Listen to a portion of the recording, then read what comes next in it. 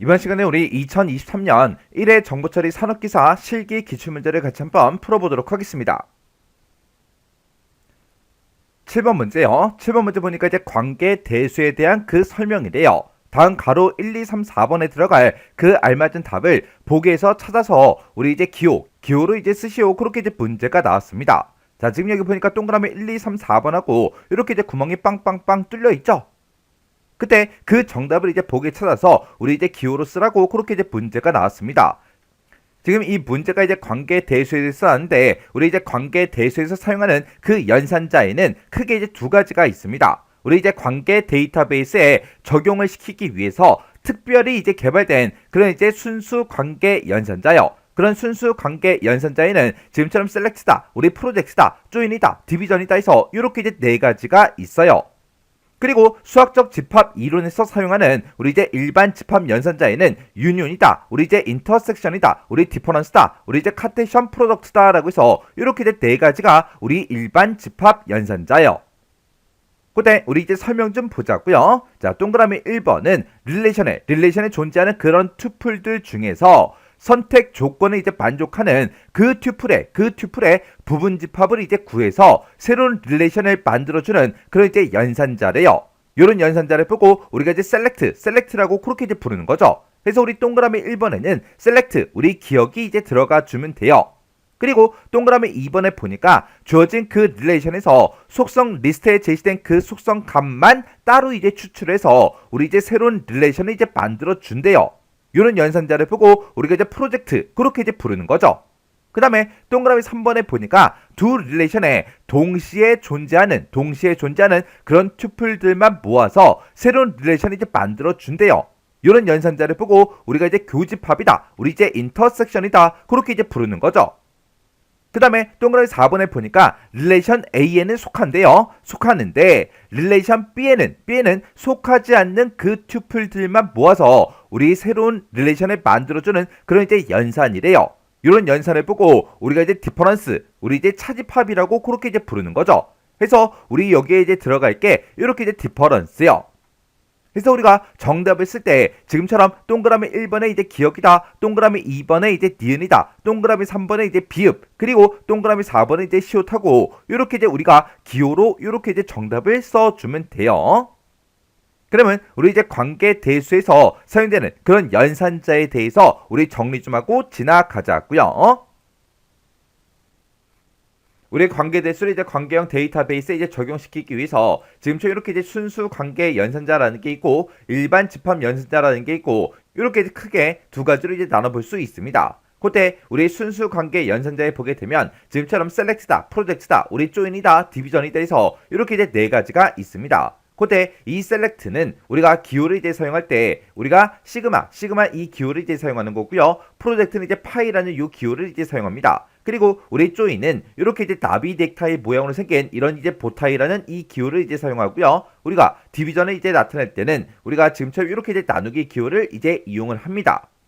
그리고 우리 집합 연산자에 보게 되면 지금처럼 합집합이다, 교집합이다, 차집합이다, 교차곱이다 해서 이렇게 이제 네 가지 연산자가 있어요. 그때 이제 합집합은 지금처럼 이런 기호를 쓰고요. 교집합은 지금처럼 이런 기호를 써요. 그리고 차집합은 그냥 빼기 기호를 쓰는 거고 교차곱은 이제 곱하기 기호를 사용을 합니다. 그러면 이런 이제 연산자들이 어떻게 이제 사용이 되는지 그 사용법 좀 잠깐 살펴보자고요.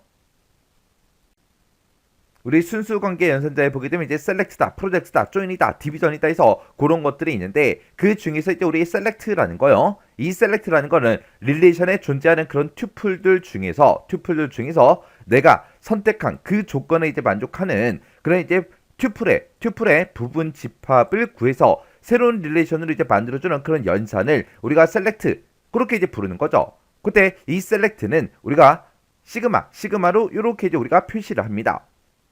그때 예를 들어서 지금처럼 이렇게 이제 성적이라는 그 테이블, 그 릴레이션이 있다고 가정을 한번 해보자고요. 그때 내가 만약에 연산식을 지금처럼 이렇게 이제 표현을 했습니다. 지금 여기 보니까 우리 앞에 이제 시그마가 이렇게 이제 붙어 있고 그 뒤에 맨 뒤에 이제 성적이다라고 해서 우리가 이제 릴레이션 명을 이렇게 이제 써주면 되죠. 그리고 그 사이에다가 이 부분에다가 우리가 이제 조건을 이제 작성해 주는 거예요.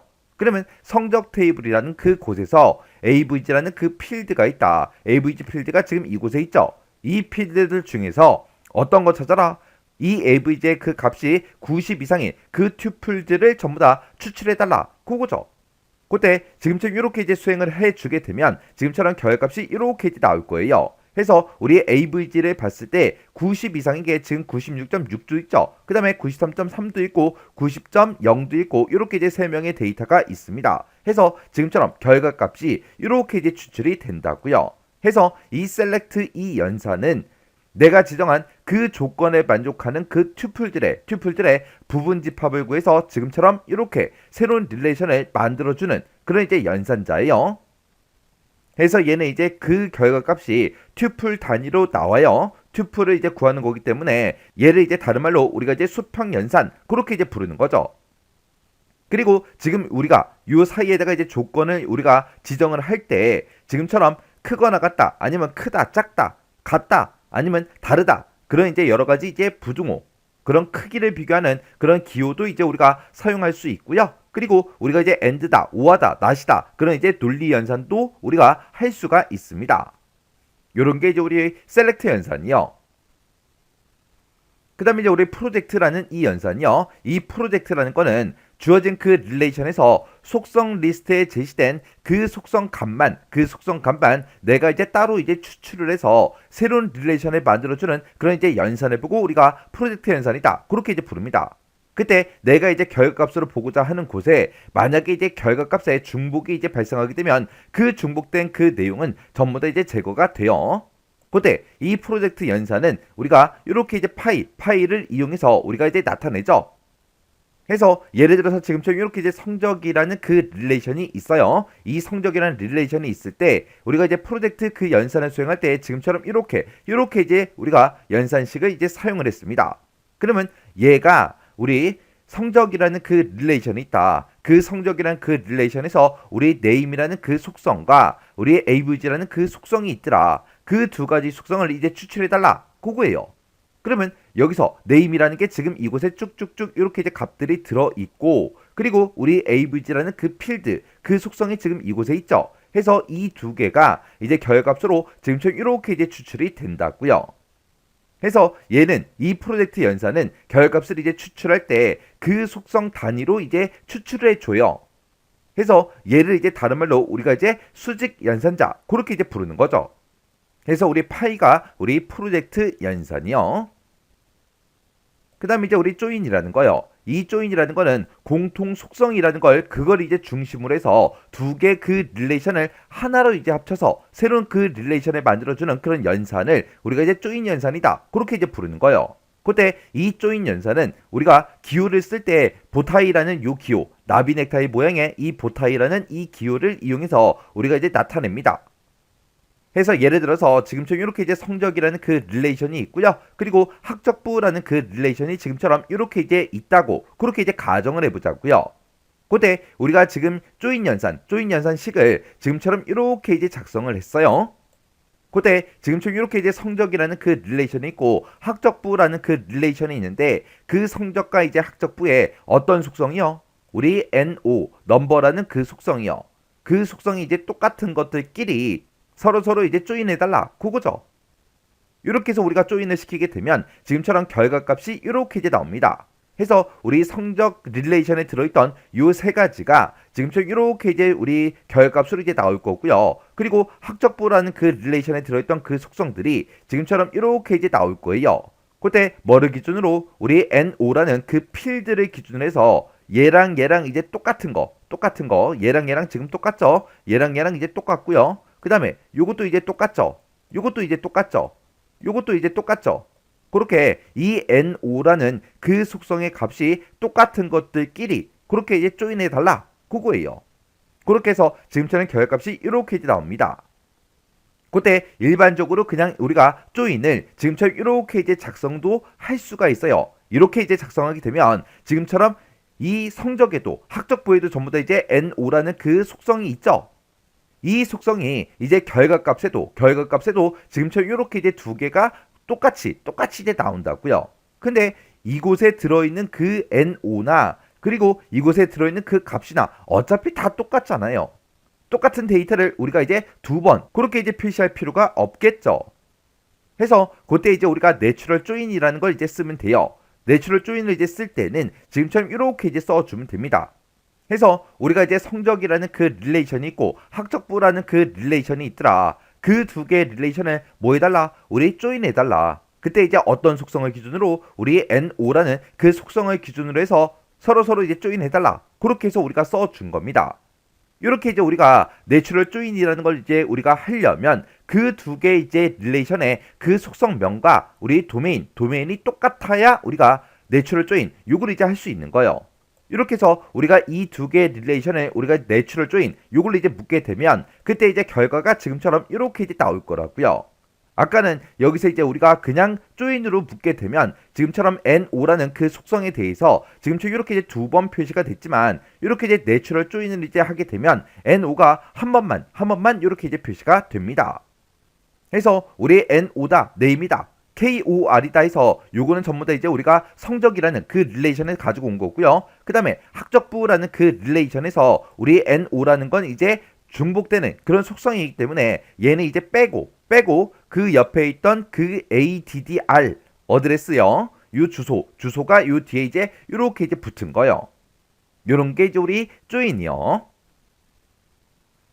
그 다음에 이제 우리 디비전이요. 디비전이라는 거는 지금처럼 이렇게 이제 R이라는 그 릴레이션이 있고 우리 S라는 그 릴레이션이 있을 때 R의 그 속성이 S의 그 속성 값을 모두 가진 그런 튜플에서 S가 가진 그 속성을 이제 제외한 나머지 이제 속성만 구하는 그런 연산을 보고 우리가 이제 디비전 연산이다. 그렇게 이제 부르는 거고 그때는 이제 우리가 기호를 쓸 때 우리가 이제 나누기 기호 요 기호를 이용해서 우리가 이제 표현을 합니다.